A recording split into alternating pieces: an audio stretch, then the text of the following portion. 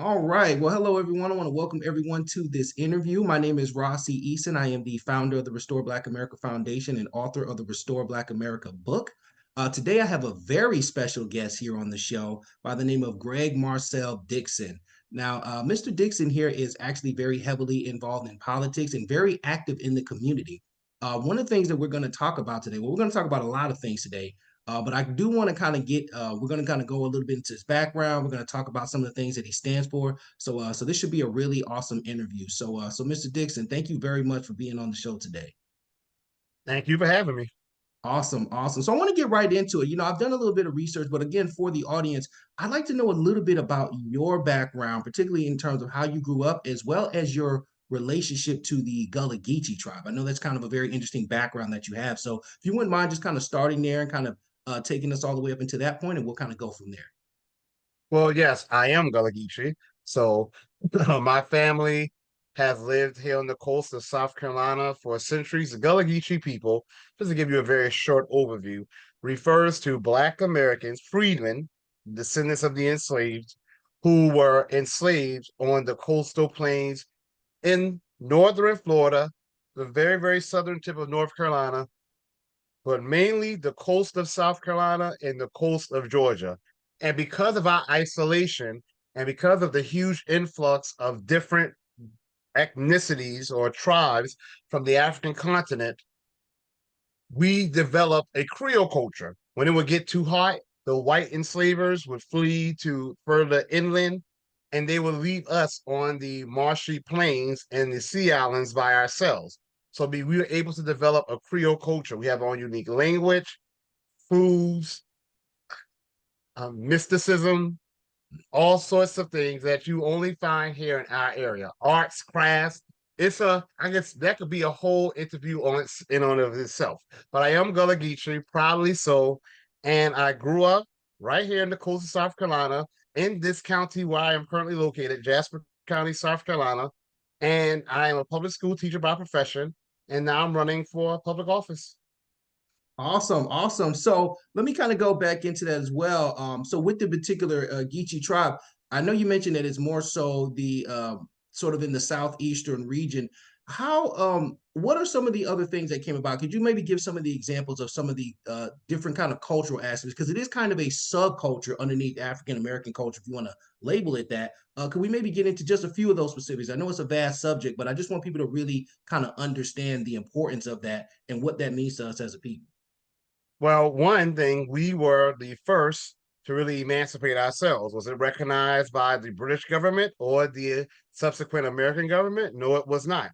But we have probably heard of what they call the Seminole Wars or the Yamasee or Yamasee Wars, depending how you want to pronounce it. But we have a town here and we pronounce it Yamasee.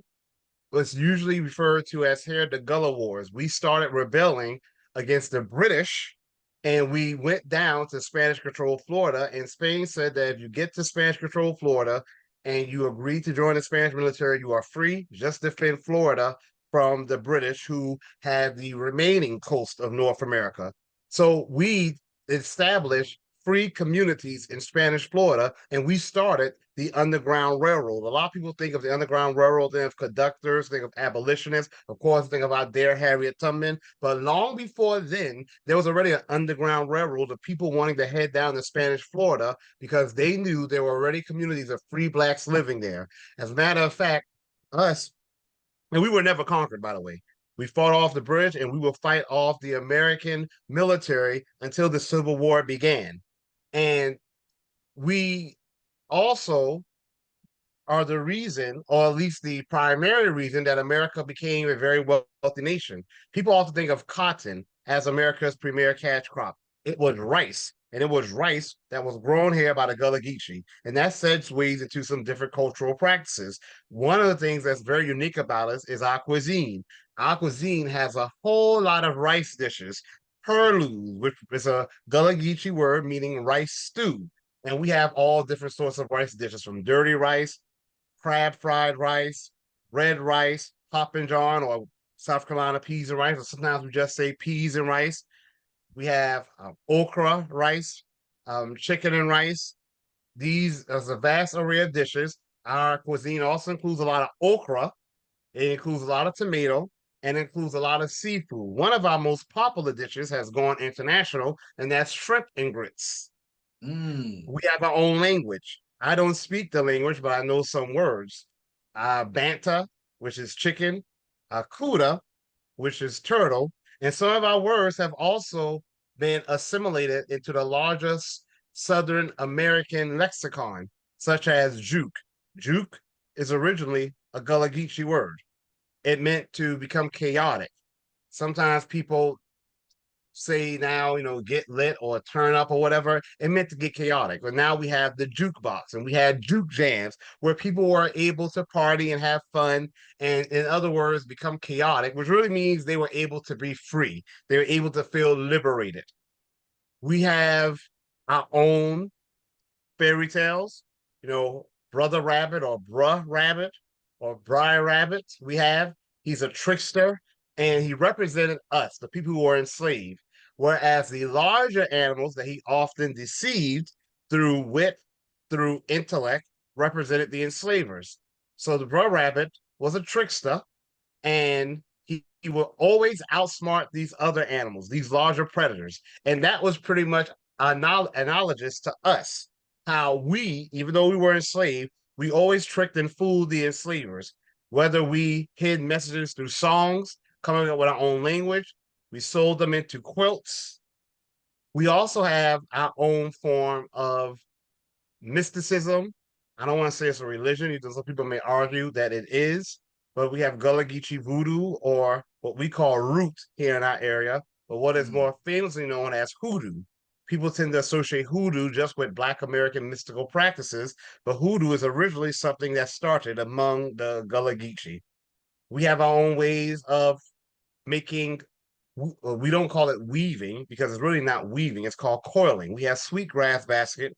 People sometimes say it's weaving, but it's coiling, and you only find it on the coast of some West Central African nations. But as far outside of that, you only find it among us here, the Gullah Geechee. We have our unique way of weaving nets to stitching nets together to catch crab and fish. We have our own little social practices. For example, when I was growing up, every Friday, the community would get together. We were all relatives. We would get together and we would do a low country boil, which is another one of our cuisines, which includes potatoes, corn, crab legs, broiled shrimp, and sausage, of course. And we will all gather around that and just talk and share with each other. It was a good way to keep the family unit strong. Get out of here. So I low can country go boils on. It's a lot to share. Is a Geechee disc? I never knew that. Oh Low yeah, country. it is a Geechee dish. It is a Geechee Wow. dish. And shrimp and Sometimes they grits call it too. frogmore stew, but we just Yes. more famously call it low country boil. But sometimes you'll hear it referred to as frogmore stew. Okay, well, I like to say for all the seafood lovers, I think we're definitely grateful to the Geechee for bringing that to us, especially the shrimp and grits. So I'll tell you, I'll share just a really quick story. So I myself actually grew up in New York, but majority of my family is actually in Savannah, Georgia.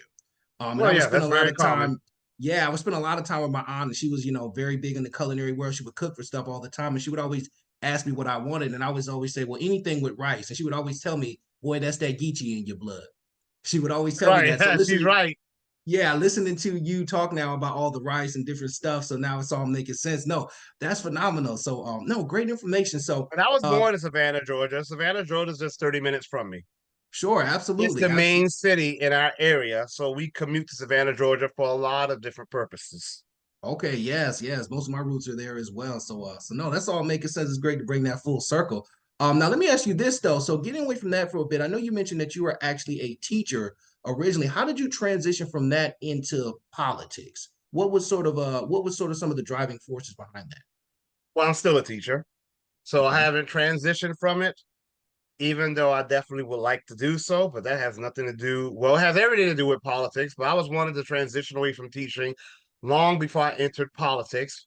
And yet the reasons are because, at least in part, a failure of public policy to address the issues that's driving plenty of people out of the teaching field, and that is causing many people to rather be homeless and penniless before they would consider entering the teaching field. But teaching, my career as a teacher is partially a part of the reason why I decided to enter politics. Got you. Interesting. Yeah. So I followed your political career a bit. And I know some of the things you stood for. You're very big on the reparations sort of topic a lot. I know you're very well versed in that. If you could, and I know people have their different opinions on it or what have you, but let's say you were standing in front of a room full of people or standing in front of a judge and you had to make a case for reparations. What would that case be? What would be your take on that? Well, let me preface what I'm about to say and make it clear that the case would not be made in front of a judge in real life. It'll be made in front of Congress, because that's who really has the authority. And historically speaking, in the United States of America, reparations has always been done through elected leaders, not really the legislative branch of government, but the executive branch. But if I was in front of a courtroom or was in front of an audience of people, I would simply say to them that a very important factor in legislation in the United States of America is precedent, meaning what has been done before that was just, that was legal, and we need to look to that to decide where we are going to go. When you think about it, that's what the Supreme Court does. They take legislation and they interpret it based largely upon precedent. One of the reasons why people are quick to cite the Constitution and their constitutional rights, because Constitution gives us precedent. That's what our laws are supposed to be based off upon. So we have that historic precedent. The Constitution is what, 257 years old or something close to that? And yet we still cite it. Reparations is something that has been done in this nation historically. Reparations for freedmen, that's Black America, that's our federal status. Those of us who are the descendants, the Black American descendants of the emancipated, it only becomes a question of, well, why do y'all deserve reparation when it comes to us? But people forget this country has done reparations many times. It's doing so right now. I would name a few examples. Native American tribes. Native American tribes have been getting reparations depending on, from sometimes on a state level to a federal level since the 1800s, and they still do today. These are not the same Native Americans that were originally wrong. These are their great, great, great, great, great grandchildren. Matter of fact, underneath this administration, the Joe Biden administration, which I'm not a fan, Native Americans have received historic levels of funding. Some tribes receive so much money that no one has to work. They're getting paid for things that were done to them centuries ago. The intern Japanese. In the 1940s, the intern Japanese were thrown into concentration camps due to hysteria that was taking place during World War II, because we was in a war with Japan. And 40-something years later, in the 1980s, a reparations package was passed through Congress and signed by Ronald Reagan, of all presidents. And then the money was distributed, direct cash payments, in the 1990s. A lot of the original Japanese Americans who were thrown into those concentration camps were dead, but they made provision in the legislation for their children to be paid in the event that the actual person who went through the wrong had died. So a lot of the people who received that money were not the ones who were actually in the concentration camps. They were their children. Another example, the Holocaust did not happen here in America. We helped to end the Holocaust. I still have a great grandfather who just turned 100 a month ago. He is a World War II veteran. He helped to stop the Holocaust. Yet America has done several programs for not just Holocaust survivors, but also Holocaust descendants. The first thing America did when World War II ended, they made Germany give back any confiscated property they had taken from the Jews, or even the non-Jewish people who were thrown to concentration camps. We all know if it was not for Britain and the United States of America, the nation of Israel would not exist. And Israel gets almost more foreign aid. I think I'm going to take a risk and say Israel gets the most foreign aid from the U.S. than any other foreign nation. I can give another example. The downwinders. The downwinders refer to people who were living in the four corner states, Utah, Arizona, New Mexico, and Colorado, where they were doing nuclear testing. And the radiation traveled downward on some wind, and it poisoned some people in those areas. They received radiation poisoning. A lot of those people are dead now. This Congress and this president that we have currently, the first thing Joe Biden did when he got in office in 2020 was he renewed the Radiation Exposure Compensation Act that had been doling out paychecks to the downwinders since the 1990s. This Congress just renewed it a month ago. So they've been getting paid since the 1990s. And the people who were originally poisoned, a lot of them are dead, but their children qualify for payments and their grandchildren qualify for payments. And why? This is the whole crux of the matter. The reasoning is that they still show detrimental impacts on their health from the radiation poisoning. They're still hurting from what was done to them all those years ago. Native Americans, the argument is, are still hurting from all the things that were done to them centuries ago. The same thing, the internal Japanese, they were hurting from things that were done to them centuries ago. If all of these other groups, the Holocaust survivors, if people can acknowledge that they were done wrong and they endured pain and they hurt because they were robbed of opportunities and wealth that they would have had if not for the wrong that was done to them. So therefore, the government that did the wrong owes them. How is it any different to acknowledge that when it comes to freedmen, the Black Americans who are descendants of the emancipated? If we can acknowledge that if the government has done wrong to these other groups and therefore they had a responsibility to repair it, we should be able to acknowledge that same thing for everyone. It's either going to be justice for all or it's going to be justice for none. We cannot have it both ways. No, that's right. Well, no, that's a very strong case. But let me ask you this from your perspective. As you mentioned, all of these other groups got reparations. Why is it that you think that our particular group has not received it? What do you think they're so afraid of on about us versus those other groups?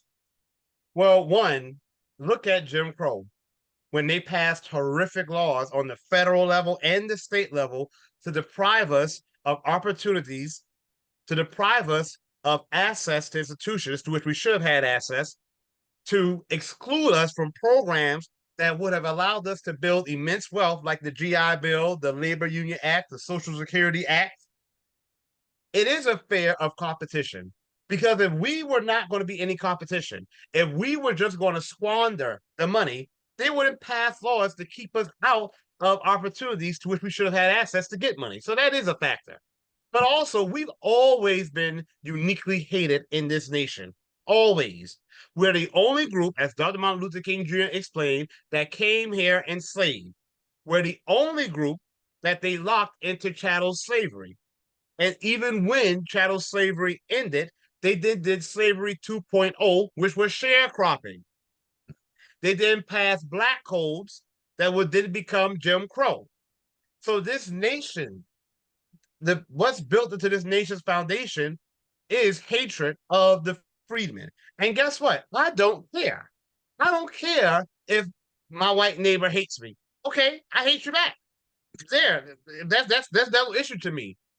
That should not be a concern whether our white neighbors hate us or our black neighbors hate us or Asian neighbor hates us or this person down the street hates us. Who cares? That's not what matters. We have a right to hate people. We do. What we don't have a right to do is to deprive people of their constitutional rights. And what the federal government has a responsibility to do is to take action when they see someone is being deprived of their constitutional rights. The federal government has yet to do that for us. And one of the reasons why they're hesitant to do that for us is because they know that unlike with these other groups whom they had to pay, they know the check is going to be quite a big one for us. They even acknowledge that. That's why one of the main arguments against reparations from some of these people who are against it is that it will bankrupt the nation. And you know what? I love when they say that. Yes, that's a lie. It will not bankrupt the nation. Yes, this country can afford whatever it wants to afford. Yes, you have to account for inflation. Yes, America is a monetary sovereign, meaning that when America spends money that they don't collect back in taxes, America only owes itself. Yes, this nation does not need to collect our taxes on the federal level. Anyone who is honest about how the federal government works when it comes to spending would admit that. But however, when people say to me, well, we can't pay our reparations, it'll bankrupt the nation. They are acknowledging that this country owes us. And they are also acknowledging that this country owes us a lot. So when people say that to me, they are telling on themselves, because there is no legitimate argument against reparations for the freedmen.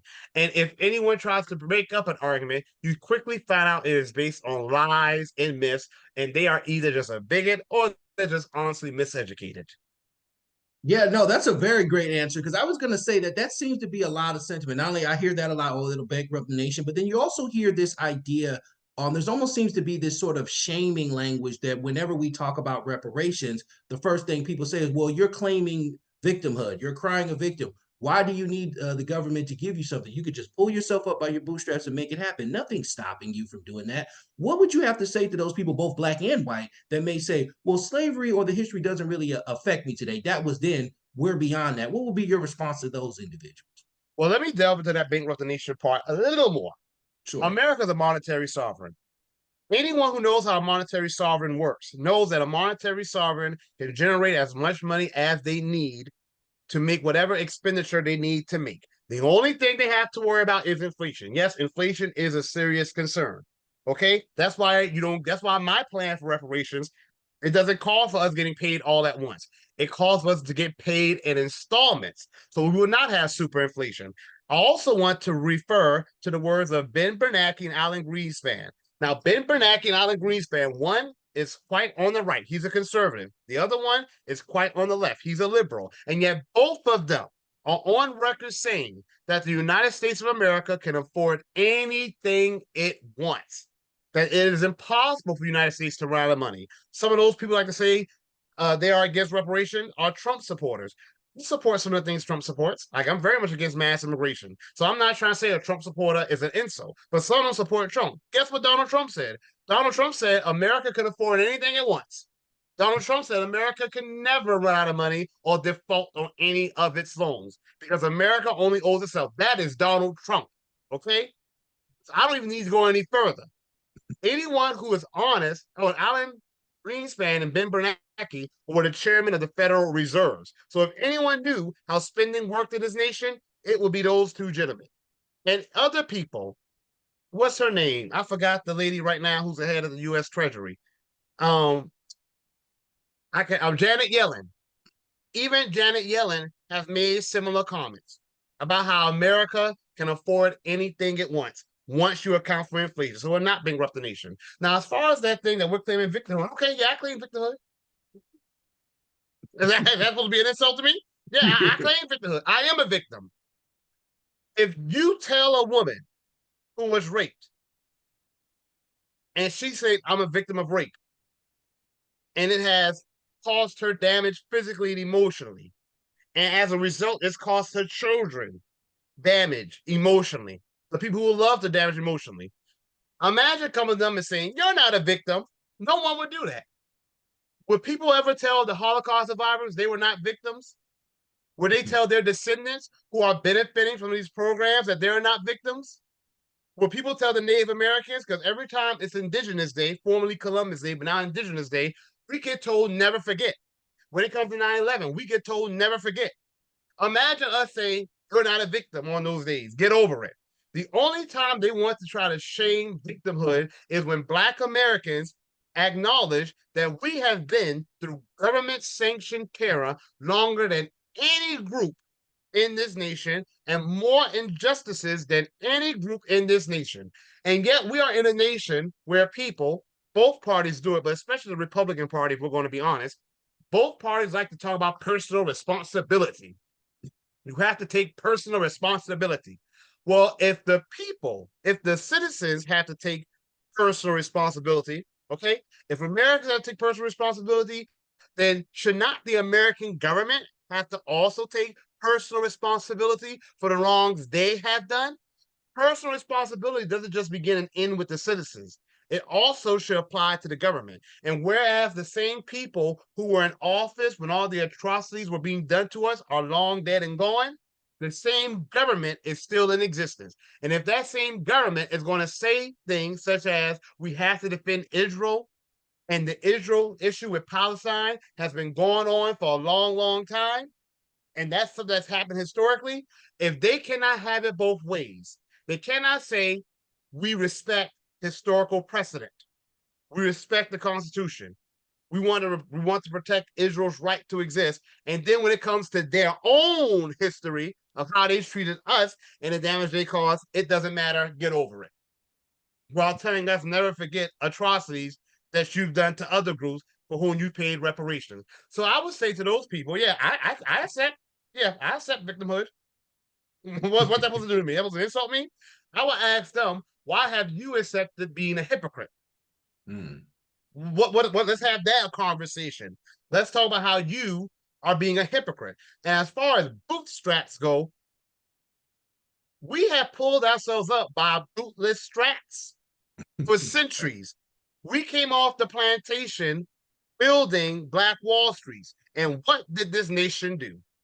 If they did not burn them down, they flooded them. If they did not flood them, they formed the Federal Housing Authority that put highways and railroads through them, or they would cut the water off. Every time we pulled ourselves up by bootless straps, America has come with a bigger shovel and dug a deeper hole. Rossi, is that how your name's pronounced? Yes, yes, sir. If we were to the bottom in this country in regards to wealth, which we are, if we were to the bottom because of our own personal failings, because of bad decisions we have made as a collective, then I would accept that and say, hey, we got to get it together, y'all. But we're not. When I say I'm for reparations, the first thing a lot of white people hear is that, well, you're saying that white people don't suffer? Are you saying that we don't have it easy? No. Stop making it all about you.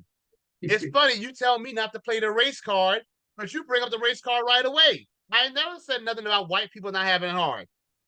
I am saying that if you have it hard and you can prove that the government took unconstitutional action against you, then it is the government's fault that you have it hard, and therefore the government ought to take action to repair the damage they have done. And that is primarily with direct cash payments. Okay, no, that is a great answer. And that actually leads me into my next question. You kind of alluded to it earlier, and then just again right now, I was going to ask you that what does reparations actually look like? Because as you know, there's just kind of the debate, even amongst our community, as to whether or not it should be cash or whether or not it should be some other kind of instrument or such. What is your take on that? What does reparations actually look like if you were to be able to put forth a plan for it? Again, Rossi, precedent. I don't need to make up, and that's the good thing about relying on precedent. You don't have to make up anything new. I'll look at historical precedent. What has America done historically when it comes to reparation? Direct cash payments. What did America make Germany do when they wanted to tell another nation who did wrong to another group of people that were not our people? They told them direct cash payment. Okay? So if it was good for the goose, it's good for the gander. Now, I know that's now right. also now it's direct cash payments and then some. People like say, well, more than a check. Okay, yeah, okay, yeah, okay.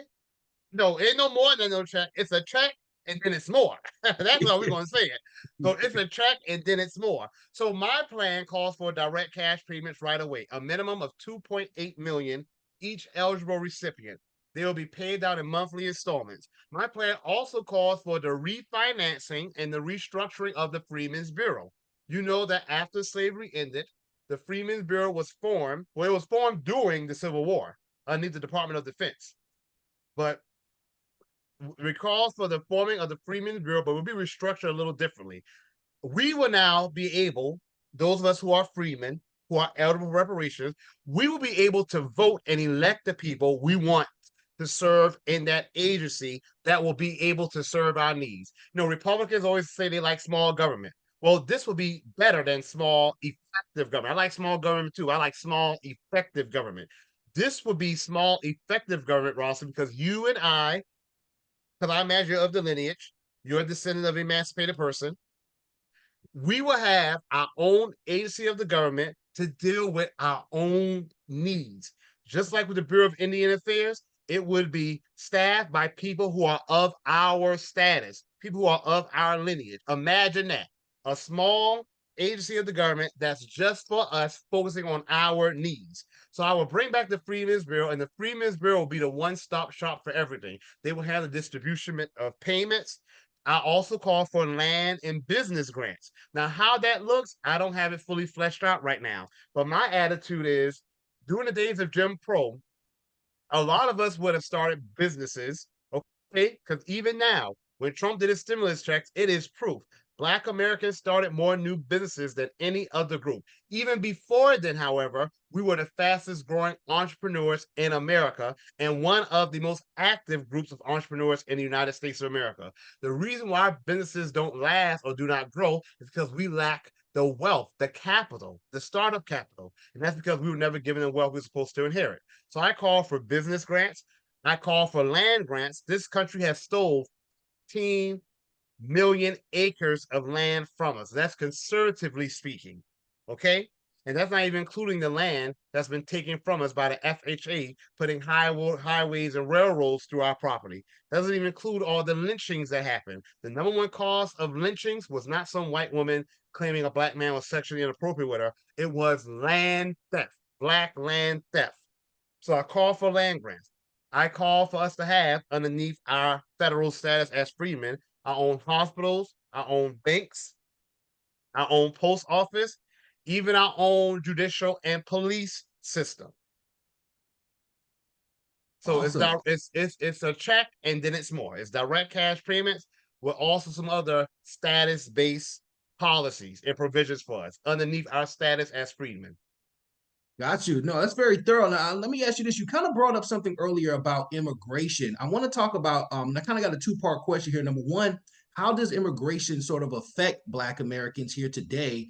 Number one. And then my second part to that question would be, what are your thoughts on the idea that there's sort of this Black immigrant class that's sort of being put here to kind of undermine Black progress? I'm sure you've heard that particular argument as well. We have individuals that look like you, but don't necessarily share your same sentiment. And that seems to be kind of what gets spread around in terms of our representation, but they don't necessarily share our same lineage. Could you kind of go into a little bit of your thoughts on that? Well, I like to look at precedent again in history. Name one period in this nation where immigration has benefited Black Americans. Never.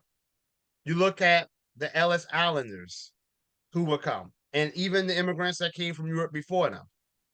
A lot of them came here and immediately became adherents of anti-Black American racism and hate. For example, in New York City, the draft riots that occurred, which is still on record as the worst race riot in American history. That was mainly done by Irish and Italian immigrants. Okay? When you look at some of the race riots that happened, such as the Red Summer of 1919, those were largely done by white European immigrants. Let's fast forward today. In the state of California, the largest civil lawsuit in California history just happened last year or 2 years ago. It was Black employees who were suing their largely Mexican co-workers because their Mexican co-workers were racially terrorizing them. You have Black individuals in California again who have been terrorized by Mexican gangs. Some of them were Black, but they weren't Black Americans. One family were Afro-Panamanian, and their home was firebombed by Mexican gangs. It is well researched and well documented about the anti-Blackness that a lot of immigrants bring with them to the United States of America, from Latin America, from Asia, but even from majority Black nations such as the Caribbean and in Africa. There's even research on how they have anti-Black American sentiment. So if immigration has never benefited us in the past, what reason do we have it will benefit us now? But outside of the anti-Black sentiment conversation, but that is a conversation that needs to happen because we never talk about that, it is proof the Democrats and the Republicans came together and did a bipartisan task force during the Bush administration, and it will last until the Obama administration. At the end of that task force that studied how immigration, both illegal and legal, impacted Black Americans, both the Democrats and the Republicans agreed that Black Americans were substantially harmed by immigration. The higher the level of immigration, the more harm it has on Black Americans. The only area where they disagreed is that the Democrats felt the harm was not as severe, whereas the Republicans felt the harm was severe. In that case, I'm going to go on the Republican side. It has been shown that higher levels of immigration correlates with a drastic increase in incarceration rates for Black Americans, lower rates of marriage, a 80% drop in wages, a 30 to 35% increase in unemployment. Also, just look at how it impacts all Americans. During the days when Congress in the 1920s up until the 1960s had pretty much prohibited all immigration in the United States of America, Black income rose quicker than it ever did in this nation. Okay? That still applies now, Rossi, when the less people you have and the more jobs there are, those jobs are now going to have to compete for employees instead of employees having to compete for the jobs. We need more well-paying jobs. Yes. So I'm not saying immigration is the only issue, but the fact of the matter is the economy, a tight economy is always better for the people than it is for the corporations. That's an economy that will work better for the people. Same thing with homes. Do we need to build more quality homes? Yes, we do. Do we need to build more affordable homes? Yes, we do. But even right now, if we were to expel this estimated 11 to 30 million illegal immigrants we have here now these equity firms, landlords, they will have to compete for tenants. And now you will have rent and mortgage rates that people could afford. So it's multifaceted. And as far as the question about Black immigrants, look here. Racism is a problem. Anti-Blackness is a problem. And it hurts all Black people, right? But reparations is not about anti-Blackness.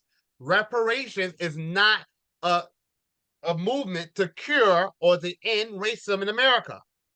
Why do we, the people who have been through anti-Black American terror the most, why is it our responsibility to have to end racism? That should be everyone's responsibility. That should not be the responsibility of reparations to end racism, okay?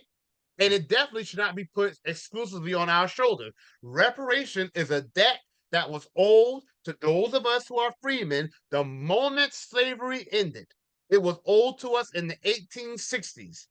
It's only increased in the amount that's owed because it has yet to be paid.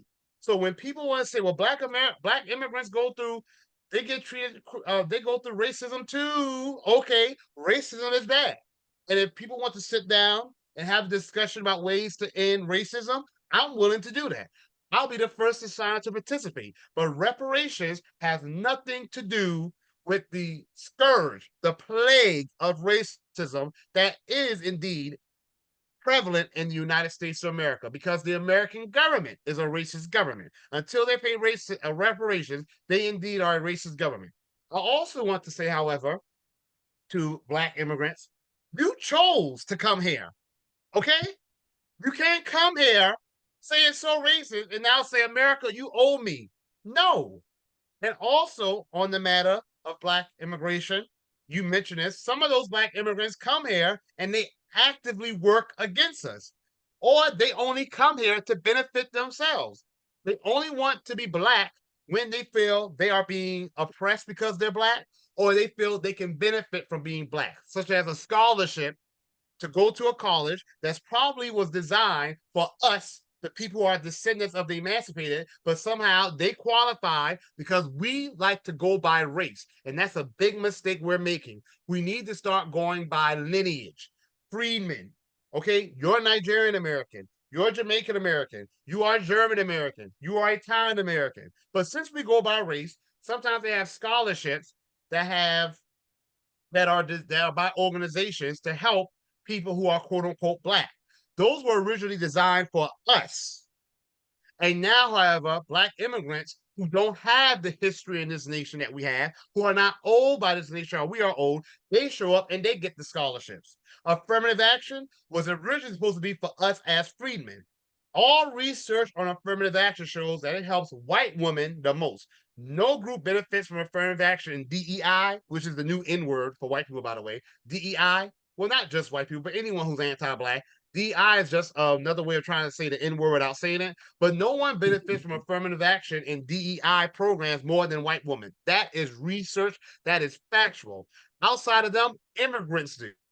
And so when you go to these colleges, you see a black face on some college campuses. The majority of the black students there are black immigrants who do not have the standing in this nation, but they're benefiting from things that are supposed to help us. But on that note, Kendrick Lamar released a song. I'm not necessarily a Kendrick Lamar fan, but he released a song called "Not Like Us." It's kind of interesting. That song is kind of alluding to what we're discussing here, when he talks about Drake.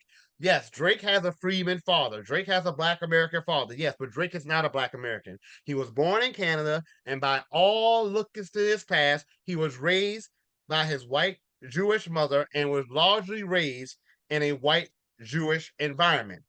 And to that point, he dressed up as a Sambo, black caricatures, taking these minstrel show type pictures, almost mocking his black American heritage.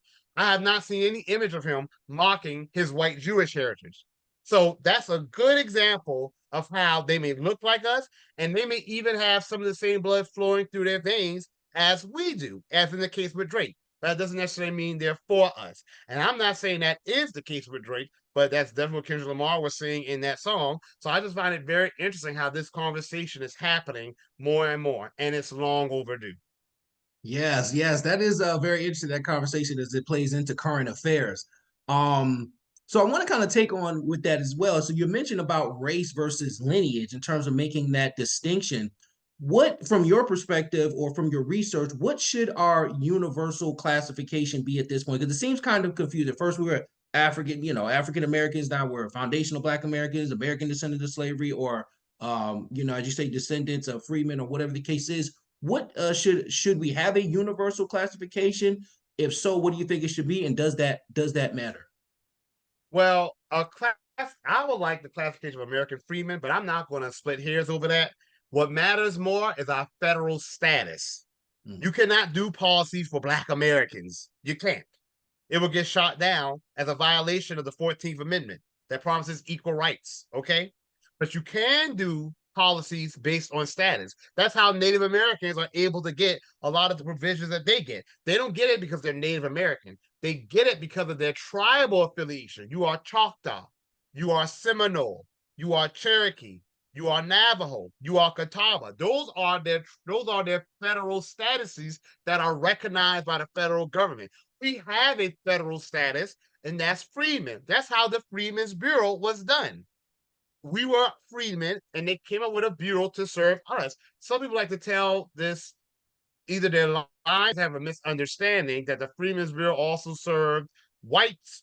Yes, it served whites who were refugees, but they were never classified as freemen, and there is no documentation showing that they were. So we have a status that we can go by already, and that's freemen. Now, as far as what we call ourselves colloquially, I'm not getting involved in that debate. I'll still say freeman. But of course, you see, I intermittently say Black American as well. It's interchangeably. But we need to remember our federal status when it comes to legislation as freemen. I'm going to tell you why. Evanston, Illinois, that received a lot of global attention because they were doing what was reported as being the first reparations program in the United States of America. Well, first of all, no, it was not, because the first reparations program in the United States of America was actually done down in Florida after the Rosewood Massacre.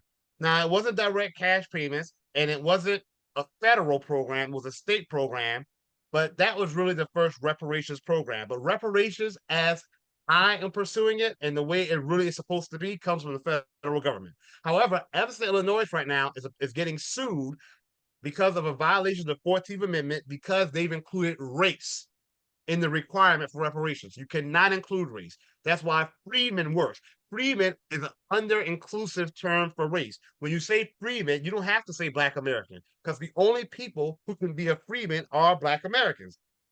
that's well established. So I am going to use the federal status as freedmen in all of the legislation that I would propose. As far as what we should be called, I like Black American, but I also love American freedmen.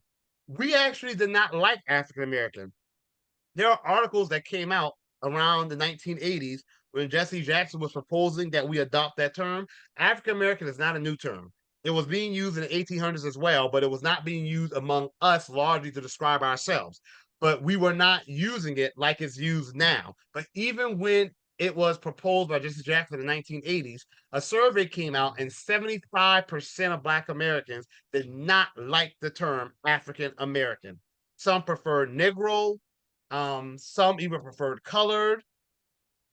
So we've always had a variety of different terms. But I like Black American. And a lot of them, the majority of people who responded, they just like being called Black. Because we, as Black Americans, as freemen, we've always been proud of who we are. And it's like the more this nation has tried to convince us to not be proud of who we are, we became prouder. And speaking of James Brown, Black and I'm proud, James Brown, a fellow South Carolinian. So we've always been proud, especially in South Carolina. Yes, sir. Yes, sir. And a couple more questions before we close out here. So, one thing I've noticed, as you know, trying to get anything done in politics or anything done, period, you obviously have to have the power to do so because people don't respect power; they can't do anything to them. From my research, and maybe you correct me if I'm wrong, there are no black lobbyist groups. Do you think that that is something that we need, or do you believe that that's a prerequisite to getting reparations? What is your take on that? It is disgusting that we have these black faces up in Congress. They should be our lobbyists. We need lobbyists. We absolutely need it. You know, and even I knew this before I was even in the realm of politics. You need lobbyists because their whole existence is just to get policies done on behalf of the group for whom they are lobbying. But when you do not have lobbyists, the people who look like you, who are of your demographic by nature, because you know the first rule of nature is self-preservation. By nature, they should want to advocate for you. Because if I, especially as a black politician, especially in this country, knowing this country's history, they should be our biggest advocates. And yet they advocate for anything and everyone else besides us. But we definitely need lobbyists. Rossi, one of the things I tell to everyone, my fellow freemen, my fellow Black Americans, my fellow white Americans, people who are of Hispanic ethnicity, whether they're white Hispanics, Black Hispanics, mixed race Hispanics, Asians, I tell everyone, if you are unhappy with the people representing you, and you do not feel any of those people are worthy of your vote, then you run for office and you become the person who is worthy of the people's vote. So, why? That's one of my main messages to everyone, especially our people. When slavery ended, do you know the first thing our people did? They ran for office. They were coming off the plantations and they ran for office. Some of them were illiterate. Here, Joseph Rainey, the first black man to be elected to U.S. Congress, right here from South Carolina. He didn't even speak English. He spoke Gullah. You can look it up. Just like Clarence Thomas had to learn English because Clarence Thomas only spoke Gullah. And I know people don't are mad with Clarence Thomas, but I'm just giving that background. Clarence Thomas only spoke Gullah until he was 14 years old. He had to teach himself English. Same thing with Joseph Rainey when slavery ended. And yet Joseph Rainey went to Congress. Robert Smalls. I could go on about how black politicians in the 1800s coming off the plantation ran for office and was elected to office. Right here in South Carolina, we are still to this day the only state in American history to have a black majority state legislator. If our people can do it in the 1860s, do not tell me we cannot do it now. Don't tell me America is too quote unquote racist for us to run and get elected to office now. If we could do it in the 1860s, we damn well can do it in the 2020s. So, yes, we need lobbyists. Yes, we need political action committees. Yes, we need people sitting on the town council, the town county council, and state houses and state senates, and in the U.S. House of Representatives, and the U.S. Senate. even the presidency. We need it all. And there are enough of us to do it. We're over Absolutely. 50 million strong. The only excuse we have are the excuses we make. All right, and especially so since you alluded to that, and I want to kind of close out with this last question. From your perspective, of your view, what do you see as the future or the straightest path forward to Black progress in this country? Us running for office and getting elected seats. And that's on the school boards, the municipal seats, which is town councils, county councils, in the state legislators, in the federal legislature. And let me tell you, I also feel we need to move back south. That's something I don't talk about as often, but that's something I've been pushing as well. We need a reverse migration back to the south. 90% of us have roots in the south. Okay, like you were born in New York. My mother was born in New York, but her lineage was all here from coastal South Carolina. My father, South Carolina as well, but he never left. Okay, my great grandparents went up to New York City, but my great grandmother came back down south. She did the reverse migration. Before her, my mother's mother, my grandmother, who was born in New York City, but she said she felt a calling to go home. She didn't say go to Africa. That was not home.